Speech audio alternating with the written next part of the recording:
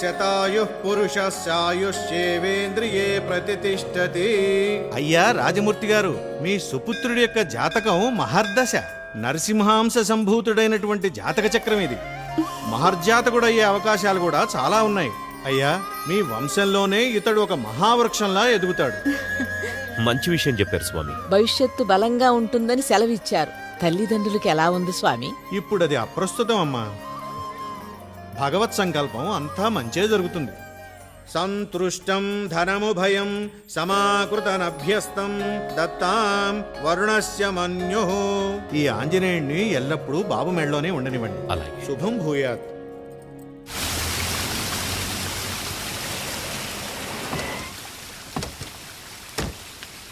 నమస్తే సార్. నమస్కారం. నమస్తే అండి.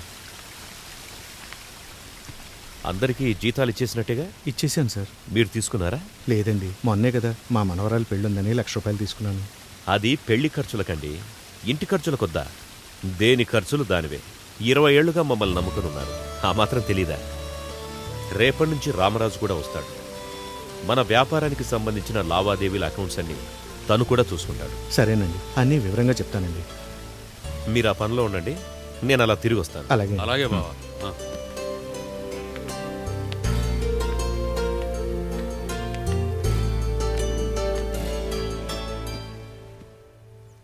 చెల్లెమ్మా, రామరాజేడి? చెరువు దగ్గర ఏదో పనుందని తెల్లవారుజామున 5ంటికే వెళ్ళిపోయారన్నయ్య. ఓ సరే, వేడివేడి పాలల్లో కొంచెం షుగర్ ఎక్కువేసి తీసుకురమ్మను మీ వదిన్ని. సరే అన్నయ్య. చెల్లెమ్మా, రామరాజు భోంచేశాడా? ఇంకా లేదన్నయ్య.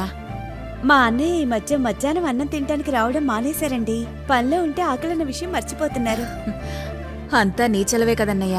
నాదేముందమ్మా, బావ మారాడు, అది చాలు మనకి. ఎన్ని కోట్లు సంపాదిస్తే వస్తుంది సంతోషం?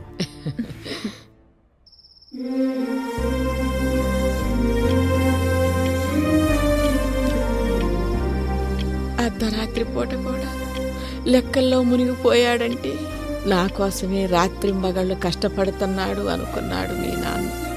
అది వాడు ఎదగటానికి చీకట్లో పునాదులేసుకుంటున్నాడనే విషయం గ్రహించలేకపోయాడు మీ నాన్న. నెలలు నిండిన మీ అత్తయ్య గమనించేలోగా మహాలక్ష్మి పుట్టింది. అది నీ మరదలు. మేనగోడలు పుట్టిన సంతోషంలో మీ నాన్న రామరాజుని మరింత నమ్మాడు. తన గుండెల మీద నుంచి మేనగోడలను దింపేవాడు కాదు. మహాలక్ష్మి అంటే మీ నాన్నకి అంత ఇష్టం. ఎలా ఉంది? చాలా బాగుందండి. మహాలక్ష్మికి తెచ్చారా? నా భార్య అనిపించావు. ఎక్కడుంది చెల్లెమ్మ? అక్కడుంది రండి. ఏమ్మా, నా మేనకోడలు ఏమంటుంది? ఇది ఎలా ఉందమ్మా? నా కోడలు మహాలక్ష్మికి తోడుగా నేను నా కొడుకు ఎప్పుడూ ఉండాలని నిశ్చయించాను. ఈ లాకెట్ నా కోడల దగ్గరుంటే నేనున్నట్టే, ఇది లేకపోతే నేను లేనట్టే.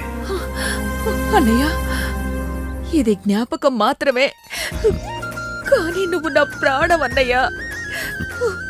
నా ప్రాణం ఉన్నంత వరకు నీ జ్ఞాపకాన్ని నా ప్రాణం కంటే ఎక్కువగా కాపాడుకుంటాను. అయినా నువ్వు నా మేనల్లుడు ఉండగా నాకేంటన్నయ్య భయం?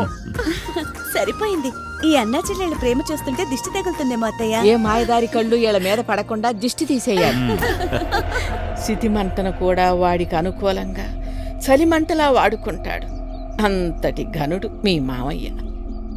ఏ రోజు నోరు విప్పని మీ మామయ్య ఆ రోజు నోరు విప్పి బావా అని పిలిచాడు.